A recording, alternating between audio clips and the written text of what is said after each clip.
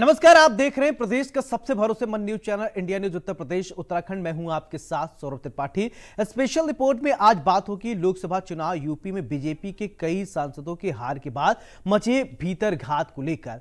दरअसल आरोप प्रत्यारोप का दौर शुरू हो गया है। मुजफ्फरनगर से हार के बाद संजीव बालियान ने संगीत सोम को जिम्मेदार ठहराया है, जबकि और भी हारे और जीते सांसदों ने अपनी अपनी रिपोर्ट आलाकमान को भेज दी है और भीतर घात करने वाले के खिलाफ कार्रवाई की मांग की है। इसी मुद्दे पर विशेष चर्चा करेंगे एक खास पैनल के साथ। लेकिन अब सवाल यह उठता है कि जैसे कि साक्षी महाराज उन्नाव से चुनाव तो जीते, लेकिन उन्होंने भीतर घात का एक आरोप लगाया। उन्होंने जो मार्जिंग सामने आया, उन्होंने दो शब्दावली का इस्तेमाल किया। उन शब्दावली को शायद हम एक जिम्मेदार चैनल होने के नाते हम नहीं आपको बता सकते।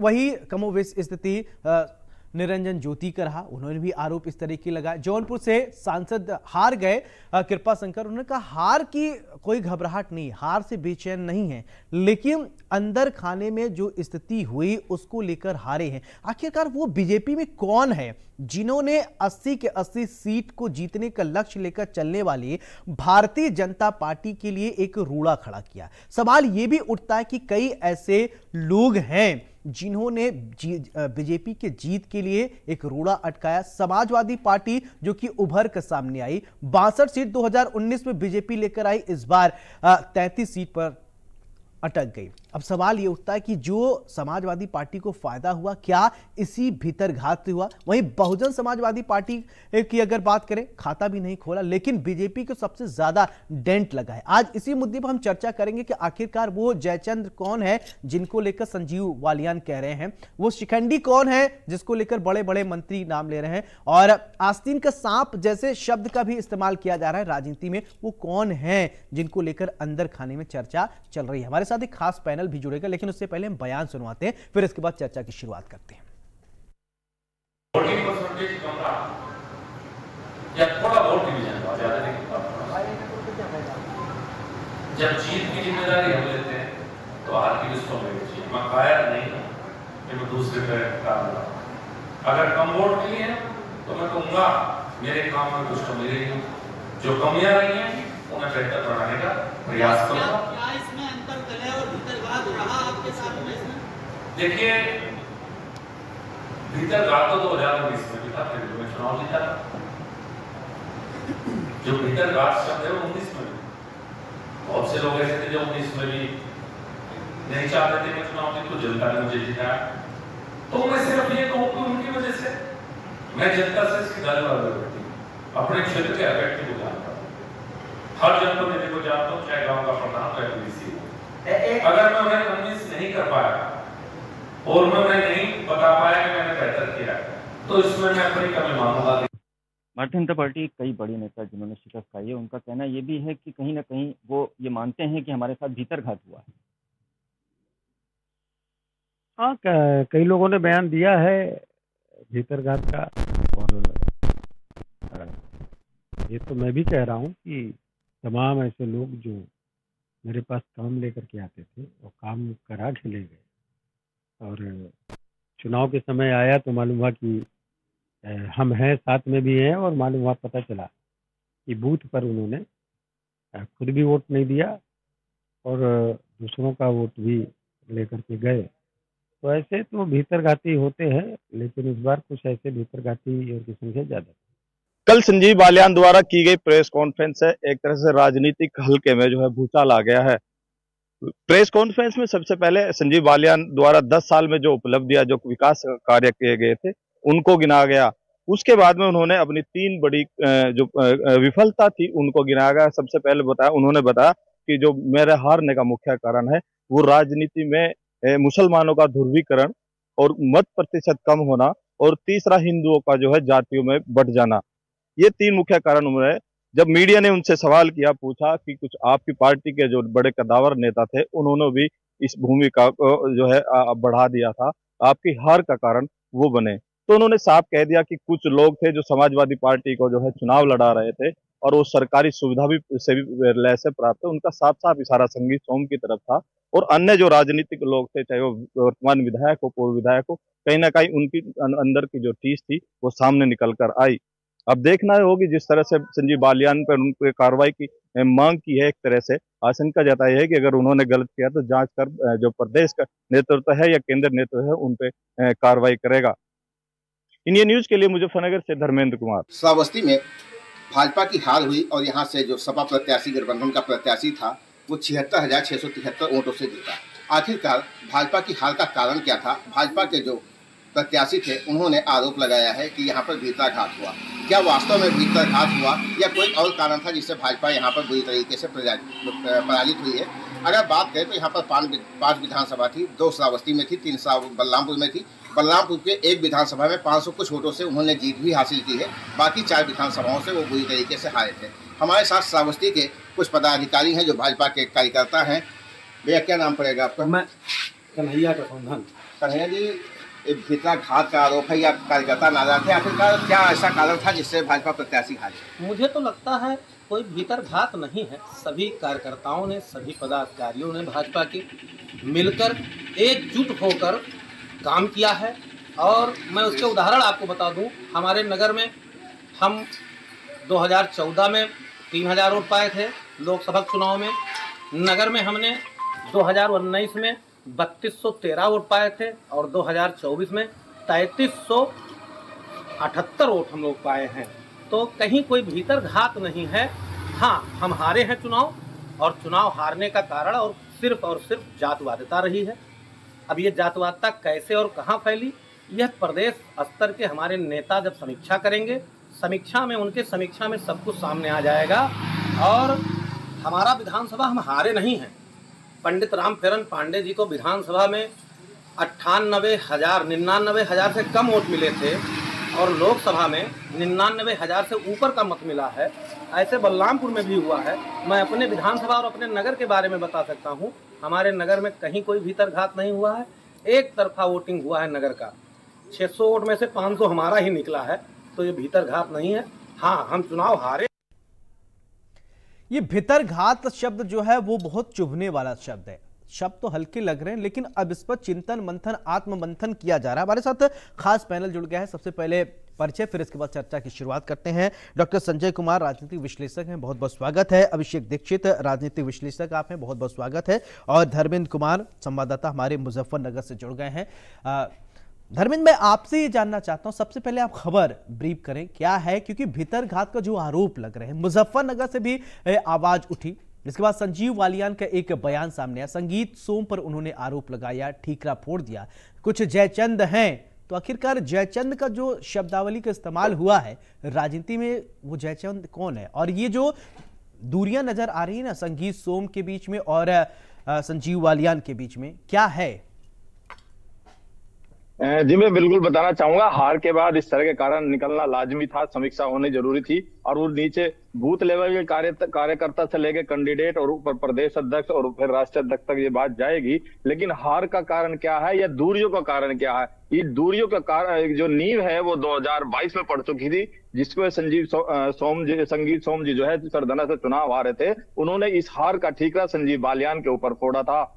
उसी के चलते ये तलखियां, ये दूरियां आहिस्ता आहिस्ता बढ़ती गई और 2000 के चुनाव में आते आते सबसे पहले ये जो दूरियां थी यहां बढ़ी कि एक दूसरे के विरोध में बयान आने शुरू हो गए। सबसे ज्यादा बयान संगीत सोम की तरफ से आए। उन्होंने कहा कि जिस तरह से संजीव बालियान अपने आप को भाजपा समझते हैं, मैं उनके लिए वोट नहीं मांगूंगा। हाँ, भारतीय जनता पार्टी के लिए वोट जरूर मांगूंगा। मैं भारतीय जनता पार्टी का कार्यकर्ता हूं। और रही कसर जो है रूपाला जी के बयान ने इस क्षेत्र में फोड़ दी, क्योंकि ये ठाकुर समाज जो था, राजपूत समाज जो था, उस बयान को लेकर काफी आक्रोशित नजर आया। और चाहे राजनीतिक लोग हो या भारतीय जनता पार्टी के अन्य राजनीतिक पार्टी के लोग हो या अराजनीतिक पार्टियों के संगठन से जुड़े लोग, तो उन्होंने अपनी पंचायतें कहीं ना कहीं लामबंदी शुरू कर दी, जिसका खामियाजा इस तरह से भुगतना पड़ा।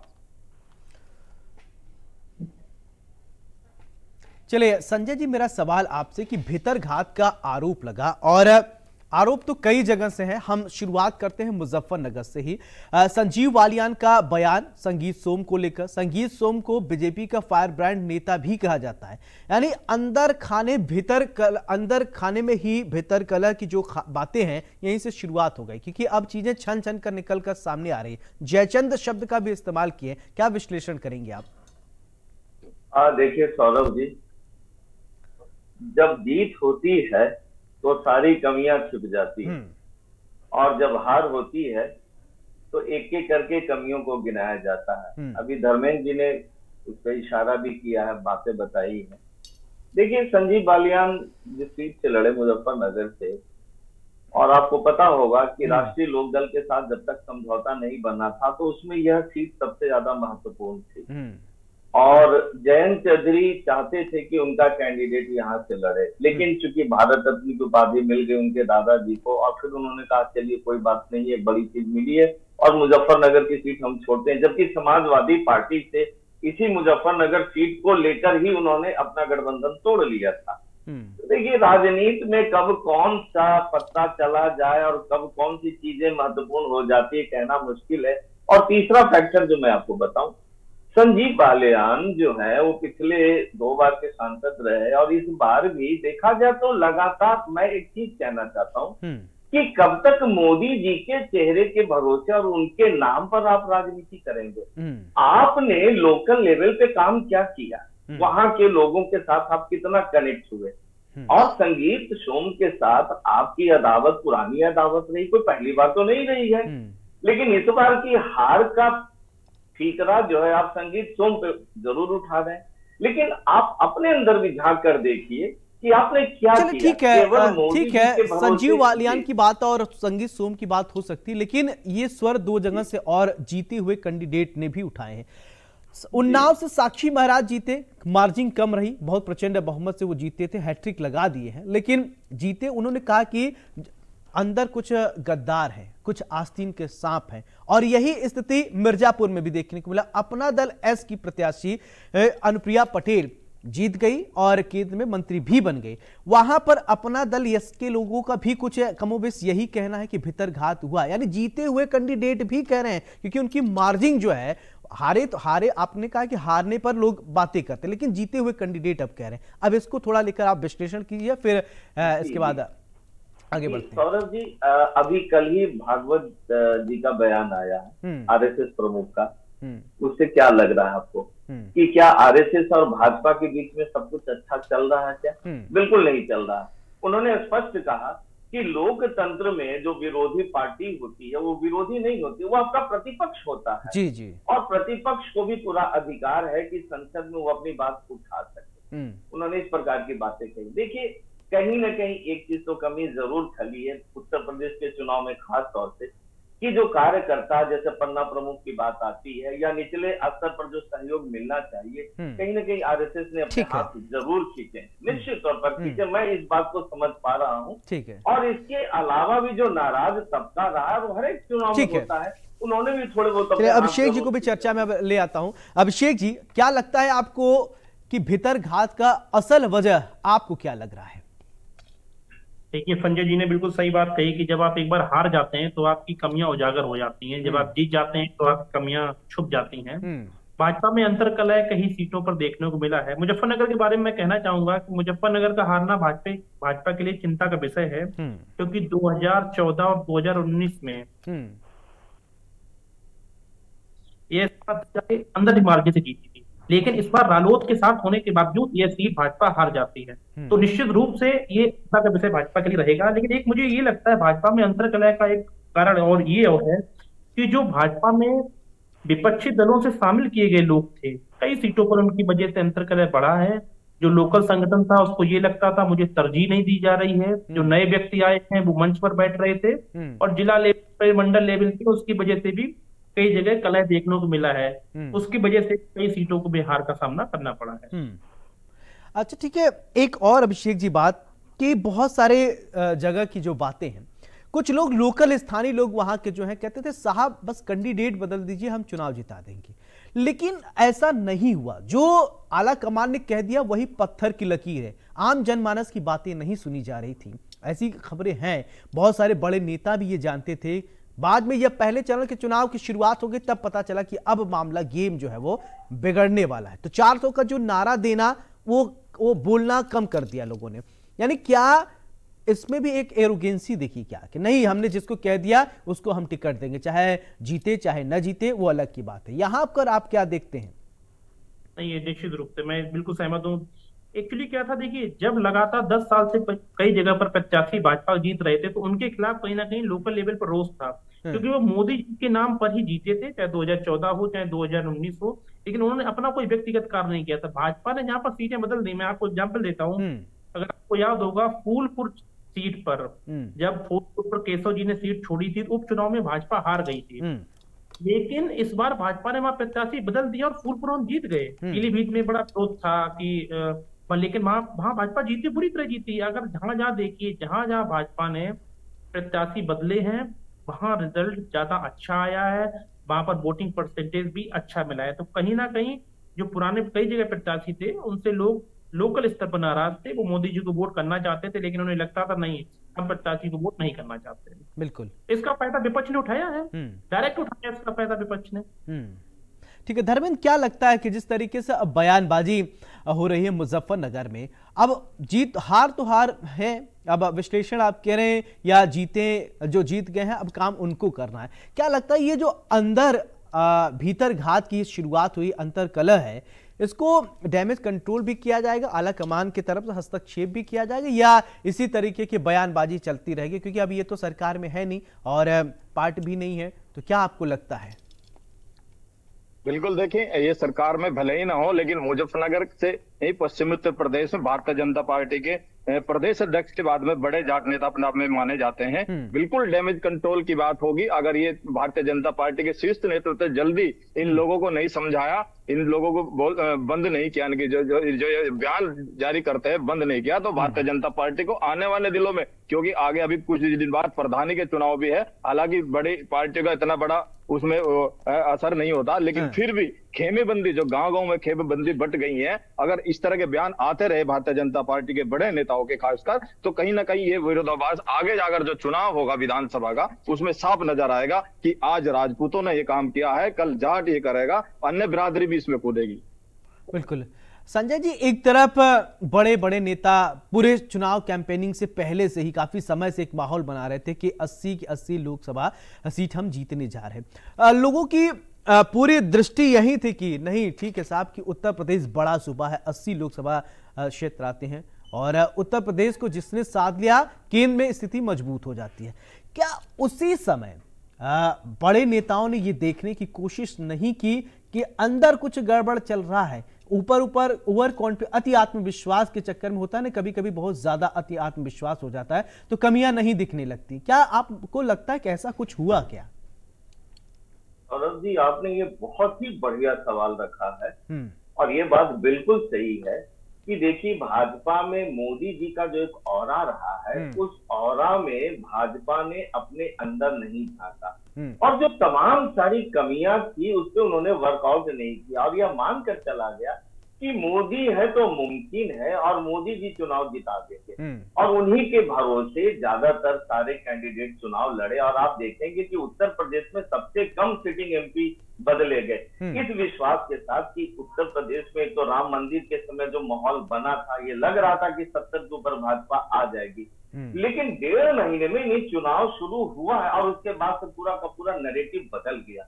यानी एक प्रकार से विपक्ष चीजों को समझ रहा था और उसने नैरेटिव ही चेंज कर दिया, कांग्रेस ने और समाजवादी पार्टी ने चेंज कर दिया और भाजपा ने अपने अंदर जो कमियां थी, जो बूथ स्तर पर होना चाहिए, कार्यकर्ता स्तर पर होना चाहिए, पन्ना प्रमुख के लेवल पे होना चाहिए, आरएसएस और भाजपा के बीच के जो संवाद की बात होनी चाहिए उस पे काम नहीं हुआ और इवन जो लोकल लेवल पे हर एक कॉन्स्टिट्यूएंसी में जो एक कोऑर्डिनेशन कमेटी होती है उस पे काम नहीं हुआ। इसका खामियाजा तो निश्चित तौर पर भुगते हैं और इस प्रकार के भी स्वर आपको और भी देखने को मिलेंगे। कम से कम उत्तर प्रदेश में मुझे ऐसा लग रहा है कि ऐसे स्वर और भी सामने नजर जरूर आएंगे। जी सौरभ। बिल्कुल अभिषेक जी, एक सवाल मेरा आपसे, ठीक है ओवर कॉन्फिडेंस की तो बात हो गई, लेकिन सभी पार्टियां, सियासी पार्टियां एक सर्वे करा लेती हैं और चाहे वो प्रदेश सरकार हो चाहे वो केंद्र की तरफ से एक सर्वे होता है, सब कैंडिडेट के एक फीडबैक लिए जाते हैं कि आम जनमानस के बीच में इनका क्या फीडबैक है, कार्यकर्ताओं से भी बात की जाती है। बीजेपी कहते हैं हमेशा एक्शन मोड में रहने वाली पार्टी है, हमेशा चुनावी मोड में रहती है, तो हमेशा एक्शन मोड में रहने वाली, चुनावी मोड में रहने वाली पार्टी से इतनी बड़ी चूक कैसे हो गई कि वो अपने घर में, कहते हैं ना चिराग तले अंधेरा, अपने घर में क्या चल रहा है, अपने खेमे में क्या चल रहा है हमें पता नहीं, हम दुनिया जीतने चले हैं। देखिए, मुझे लगता है कि जब चुनाव की घोषणा हुई थी तब भाजपा एक अच्छी स्थिति में थी, मेरा ये मानना है। लेकिन जैसे जैसे 1 और 2 चरणों के चुनाव गुजरे और जैसे जैसे आरक्षण का मुद्दा सामने आया, जैसे जैसे संविधान बदलने का मुद्दा सामने आया और जैसे जैसे वो समाज में गहराई से गया है, विपक्ष ने उसको बहुत छोटे स्तर पर उठाना शुरू किया है, भाजपा कहीं ना कहीं उस चीज को समझ नहीं पाई। एक और चीज बहुत महत्वपूर्ण है, जो पिछले 6 महीने में उत्तर प्रदेश में कई परीक्षाएं हुई, पेपर लीक हो गए, कई परीक्षाएं कैंसिल हो गई, उनसे भी युवाओं में आक्रोश था जिसको समझ नहीं पाए। जो युवा वर्ग है वो आक्रोशित था क्योंकि उसको नौकरी नहीं मिल रही थी, उसकी एज जा रही थी, लगातार परीक्षाएं कैंसिल हो जाने की वजह से एक ऐसा आक्रोश था जिसको भाजपा जान ही नहीं पाई। और दूसरा, अगर आप देखिए प्रथम चरण और दूसरी चरण के चुनाव में पश्चिम और ब्रज क्षेत्र में चुनाव हुए थे, भाजपा वहां अच्छा की है। लेकिन जैसे जैसे तीसरे चौथे चरण में हम आगे आए हैं और 5वें 6ठे 7वें चरण में उत्तर प्रदेश में गए हैं, तो आप देखिए भाजपा का ग्राफ लगातार गिरता चला गया। 7वें चरण का जो चुनाव हुआ है वहां ज्यादातर सीटें भाजपा हार गई है। अगर आप देखेंगे 6ठे और 7वें चरण के चुनाव में ज्यादातर सीटें हारी है। तो कहीं ना कहीं नैरेटिव चुनाव के बीच में बदला गया है, भाजपा उस चीज को भाप नहीं पाई, भाजपा उस चीज को काउंटर नहीं कर पाई और कहीं ना कहीं भाजपा को अपने संगठन में झांकने की जरूरत है कि भाजपा क्यों नहीं उन नैरेटिव को काउंटर कर पाई जिनकी वजह से हमें वोट नहीं मिला। धर्मेंद्र, एक छोटा सा कमेंट मैं आपसे लेना चाहूंगा कि 400 पार का नारा देना कहीं भाजपा के लिए गड़बड़ तो नहीं कर गया? बिल्कुल, जिस तरह से 400 पार का नारा इस बार दिया गया था और अति आत्मविश्वास और उत्साह के साथ ये नारा दिया गया था, उस उत्साह और विश्वास के साथ जो कार्यकर्ता थे, कहीं ना कहीं जो बूथ लेवल पर जो मतदाता थे, जो घरों से निकाल कर बूथ की तरफ ले जाने की बात थी, वो कार्यकर्ता नहीं पकड़ पाए। इसमें चाहे गलती शीर्ष नेतृत्व की हो या उन नेताओं की हो जिन्होंने चुनाव लड़ा, या भीतरघात की बात हो। चलिए धर्मेंद्र, बहुत बहुत शुक्रिया आपका। अभिषेक जी आपका भी बहुत बहुत शुक्रिया। संजय जी आपका भी बहुत बहुत शुक्रिया। स्पेशल रिपोर्ट में आज हमने बात किया आखिरकार वो वजह क्या है जिसने भारतीय जनता पार्टी को उत्तर प्रदेश में डेंट लगा दिया। वो वजह क्या है जो अपने लोग ही नाराज हो गए।